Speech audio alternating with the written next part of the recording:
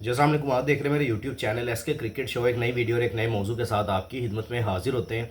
बात करने जा रहे हैं पीएसएल 2025 के लिए इंपॉर्टेंट अपडेट्स हैं जो कि रिप्लेसमेंट के तौर पे आपके सामने आ रही हैं, वो आप तक पहुंचाता हूँ। और फिर बात करते हैं आगे जाके जो कराची किंग्स ने अपने कैप्टन्स को चेंज कर लिया है, उसके ऊपर भी डिटेल से बात करते हैं। तो अगर आप मेरे चैनल पर नए और पहली दफ़ा आएँ तो जल्दी से जल्दी चैनल को सब्सक्राइब कर लें और बेल आइकन को ज़रूर दबाएँ ताकि लेटेस्ट वीडियो आप तक पहुँचती रहे। सबसे पहले बात करूंगा भाई पीएसएल 2025 की अब तकरीबन आमद है, क्योंकि 11 अप्रैल से आपके लाहौर से यहाँ पे लाहौर, कराची, मुल्तान और थ्रू आउट रावलपिंडी में आपका ये मेला सजने वाला। और रावलपिंडी से ये स्टार्ट होगा और उसके बाद थ्रू आउट आपको पाकिस्तान के मुख्तलिफ शहरों में ये मेला सजता हुआ नज़र आएगा। अब उसके हवाले से देखें तो ड्राफ्ट हो चुका है, सारे प्लेयर्स लॉक्ड हो चुके हैं, लेकिन कुछ ऐसे प्लेयर्स हैं जिन्होंने आके बीच में डंडी मारी है। क्योंकि मैं इस वजह से कह रहा हूँ क्योंकि आपके कॉर्बिन बोश का मुझे बड़ा गुस्सा है, लेकिन मैं फिर भी कहता हूँ कि चलो खैर है, छोड़ो बड़ा। हमें किसी की ज़रूरत नहीं है। इंशाल्लाह हम अपनी लीग को वैसे ही कामयाब बनाएंगे इंशाल्लाह। अभी जो मेरे सामने खबर चली है कि भाई कॉर्बिन बोश की रिप्लेसमेंट भी हो चुकी है, और उसके अलावा जो रसी वैंडर डजन है इस्लामाबाद यूनाइटेड के, उनकी भी पार्शली जो अवेलेबिलिटी है वो भी क्लियर कर ली गई है, और उसके लिए भी रिप्लेसमेंट के तौर पे अनाउंस कर दिया गया है। उसके ऊपर डिटेल से बात कर लेते हैं। तो सबसे पहले मैं बात कर लेता हूँ कि भाई जो पेशावर ज़ल्मी है, कुछ ऐसे, चले मैं पहले शुरू से आपको बताया चलूँगा। पेशावर ज़ल्मी के पास नाहीद राना के लिए रिप्लेसमेंट थी, और साथ में आपके वो थी कॉर्बिन बोश के लिए। तो कॉर्बिन बोश के लिए तो उन्होंने फुल टाइम साइन कर लिया भाई आपके जॉर्ज लिंडे को किया। अ,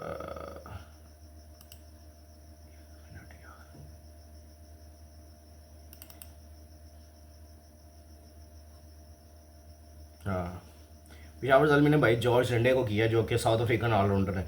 इनको यहाँ पे यानी कि स्पिन ऑलराउंडर है, तो इनको शामिल किया गया है कॉर्बिन बोश की जगह पे।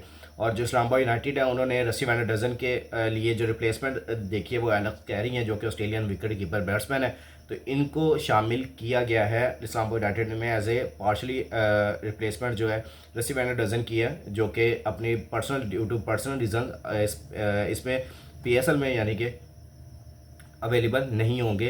कुछ मैचेस के लिए अवेलेबल नहीं होंगे, अवेलेबल होंगे, फिर उसके बाद वो चले जाएंगे। उनकी जगह पे ये एलिस कैरी टीम को ज्वाइन करेंगे। और जो जॉर्ज इंडिया वो फुल सीज़न के लिए अवेलेबल हैं, और वो यहाँ पे आपको कॉर्बिन वॉश की जगह पे खेलते हुए नज़र आएंगे। और उसके अलावा अगर मैं डिटेल से और बात कर लूँ तो बाकी जो टीम्स के पास रिप्लेसमेंट थी, जो कि आज ड्राफ्ट किया गया था, विचुअल ड्राफ्ट था, जो कि आपको रिप्लेसमेंट अपनी सारी यहाँ पे कंप्लीट करनी थी। लेकिन बाकी जो टीम्स हैं उन्होंने अपने रिप्लेसमेंट को रिजर्व रखा हुआ है। लेकिन जो दो आपकी रिप्लेसमेंट आई हैं वो आपके सामने जो मैंने अभी बताई हैं, जॉर्ज लिंडे और साथ में जो दूसरे आपके थे एलिस कैरी।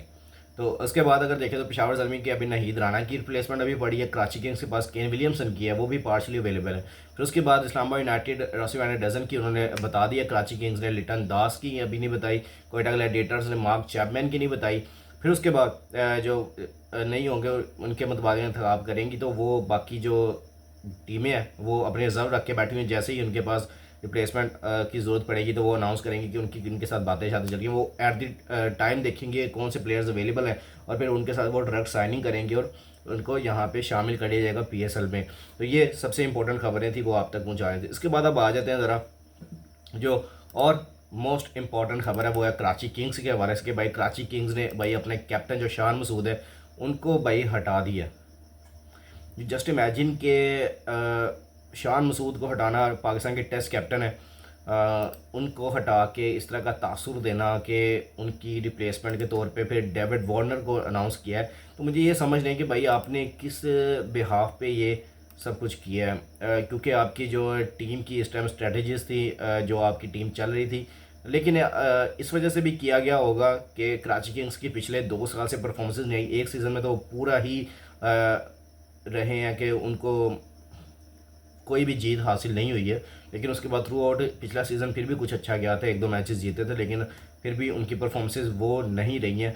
और वहाँ पे मुझे सिर्फ कुछ खास प्लेयर्स नज़र भी नहीं आ रहे थे। अब उन्होंने अच्छी रिप्लेसमेंट की है, केन विलियमसन उनके पास है, डेविड वार्नर उनके पास है। तो उन्होंने सोचा कि भाई अब जो आगे मूव फॉरवर्ड करना है तो हम शान मसूद से निकलेंगे। और शायद शान मसूद की प्लेइंग 11 में भी जगह नहीं बन रही, क्योंकि आपको पता है डेविड वार्नर ओपनिंग करेंगे, साथ में टीम साइफर्ड भी उनके पास है, नंबर 3 पे केन विलियमसन है।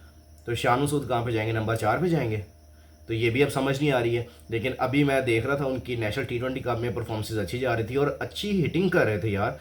अच्छी हिटिंग करते हुए नज़र आए हैं और प्रॉपर एग्रेसिव बैटिंग करते हुए नज़र आए हैं शान मसूद। लेकिन उसके बावजूद भी अगर उनको हटा दिया गया तो मुझे समझ नहीं। आज प्रेस रिलीज़ की गई है कराची किंग्स की जानिब से, उनके जो ओनर है सलमान इकबाल साहब, उन्होंने ये पूरा नोट जारी किया है और उन्होंने कहा है कि भाई हमने as a replacement, captain replacement हमने डेविड वार्नर को साइन कर लिया। तो डेविड वार्नर अब क्या इस तरह की स्ट्रेटजी जिस तरह वो अभी BBL में भी करके आए हैं, एक लंबे अरसे के बाद जो उनके ऊपर बैन था वहाँ से हट के दोबारा से उन्होंने कैप्टनसी की तरफ आए और क्या कराची किंग्स को इस दफ़ा वो चैंपियन बना पाएंगे, ये सबसे बड़ा सवाल रहेगा। और कराची किंग्स क्या उनकी अंडर में जाके क्या अच्छी कारकर्दगी दिखा पाएगी, ये सबसे बड़ा सवाल रहेगा। क्योंकि आपके पास जो प्लेयर्स हैं वो भी काफ़ी अच्छे इस दफ़ा आपने पिक किए हैं, लेकिन हमने अभी इनके पास लिटन दास भी हैं, वो भी अक्सर ओपनिंग करते हैं। तो अभी यानी कि 3 से 4 प्लेयर्स ऊपर से ये भी हैं कि इनकी ओपनिंग का भी ये जगह बनाना फिर मुश्किल हो रहा है। फिर शान मसूद किस नंबर पे खेलेंगे, हालांकि वो भी ओपनिंग करते हैं। तो ज़्यादातर ओपनर्स पिक किए हैं इन्होंने, तो इनके ऊपर भी काफ़ी ज़्यादा ये मैं कहूँगा कि कशमकश रहेगी कि किस प्लेयर को किस नंबर पे खिलाना है, क्या करना है। वो एट दी एंड जब प्लेइंग 11 बनेगी तो इनके लिए मुश्किलात होंगी ज़रूर, लेकिन जब प्लेइंग 11 बनेंगी तो तब हम भी देखेंगे क्या बनेंगे। लेकिन उससे पहले जब PSL स्टार्ट होगा उससे पहले मैं सारी प्लेइंग 11 बना लूँगा अपनी तरफ से, तो इंशाल्लाह उसके ऊपर हम आगे आज आगे डिटेल से बात कर देंगे। लेकिन अभी जो सबसे बड़ी खबर है वो ये है कि डेविड वार्नर को कराची किंग्स ने SBL PSL 10 के लिए एज ए कैप्टन साइन कर लिया है और एज ए प्लेयर भी खेलेंगे, एज ए कैप्टन भी खेलेंगे। तो एक बड़ा अच्छा इस दफ़ा PSL 10 नज़र आने वाला है मुझे लग रहा है, क्योंकि 10 साल इनकी तारीख है और थ्रू आउट इनकी ओपनिंग सेरेमनी देखने वाली होगी। इनकी जो प्रॉपर मैं कहूँगा कि मैचेस होंगे वो देखने वाले होंगे और किस तरह की मैनेजमेंट होती है ये देखने वाली होगी, सबसे मेन चीज़ है। क्योंकि आपकी इसी चीज़ की वजह से आपका PSL आगे जाएगा और आप लोग आगे दिखाएंगे पूरी दुनिया में। जिस तरह मैं देख रहा था कुछ ऐसे यूट्यूबर्स भी हैं जो बैठ के बात कर रहे हैं कि इंडिया में इस तरह की सेरेमनी हुई है, पाकिस्तान में इस तरह की क्यों नहीं हुई। तो भाई वो 18 साल का भाई IPL का ब्रांड है, उनके पास उस हिसाब से इतना पैसा है। अगर आपको नहीं समझ आ रही मेरे से कॉन्टेक्ट कर लो भाई, मैं बता देता हूँ कि उनके पास 18 साल की इकॉनमी उन्होंने बना ली है, 18 साल का पैसा लगाया हुआ उनके पास, इतना वो IPL से कमाते हैं। एक एक प्लेयर को अगर वो 27 करोड़ रुपया दे रहे हैं तो भाई उनके पास इतना पैसा है कि वो हर शहर में जाके भाई वो जिस तरह ओपनिंग सेरेमनी कर रहे हैं वो कर सकते हैं भाई।